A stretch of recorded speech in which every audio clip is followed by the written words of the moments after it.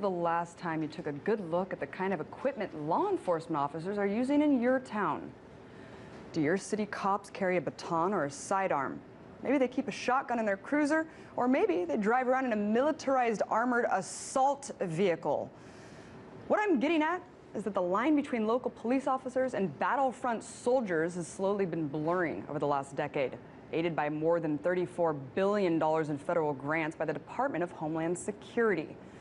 These grants have been aimed at amassing stockpiles of military-style gear and vehicles for local police agencies across the nation. And I'm not just talking about places like New York or LA, where more residents and crime equates to a greater law enforcement presence. No. Well, Chattanooga's SWAT team now has a new tool to fight crime, a joint grant paid for the Lenco Bearcat for area police. The new armored truck will help law enforcement save lives. Keene City Councilor Mitchell Greenwald supports the $285,000 federal grant that would buy a Lenco armored vehicle similar to one of these. In fact, the City Council already approved it. The Bearcat has several features designed to help law enforcement.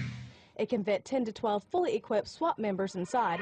There are slots to shoot chemical agents out of, spotlights, and a faster response time.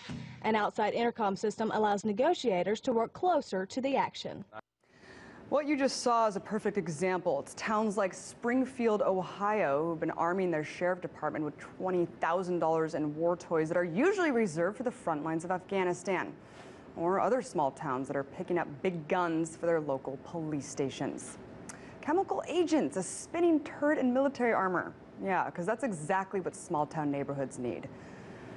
This is an ongoing and frankly an alarming trend in the U.S. Do police really need assault weapons, Army helicopter, sound cannons, and tanks rolling down our streets? This is a question we should all be asking ourselves.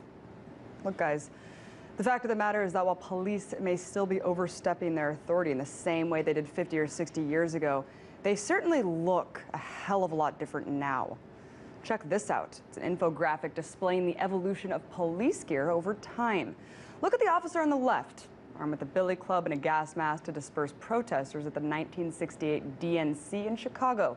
From there, you start seeing the more stereotypical police outfit we've grown more accustomed to seeing today, armed with a sidearm and radio like officers wore during DC's Million Man March in 1995. But over the last few years, the military surplus that's poured into local police departments have officers today decked out like the cop on the right, which is what they wore during the Occupy Oakland crackdowns in 2011. Yep, cops who look more like they belong on a set of Star Wars than they do on our streets. They're fitted with body armor, Kevlar helmets, flash grenades, tear gas canisters, rubber bullets, tasers, and shotguns. So, when did police go from being peace officers to stormtroopers? It's not like dissent in America has really evolved that much. Here, check out these protesters from the DNC in 1968, the Million Man March and Occupy Oakland. Other than Technicolor, they pretty much look the same.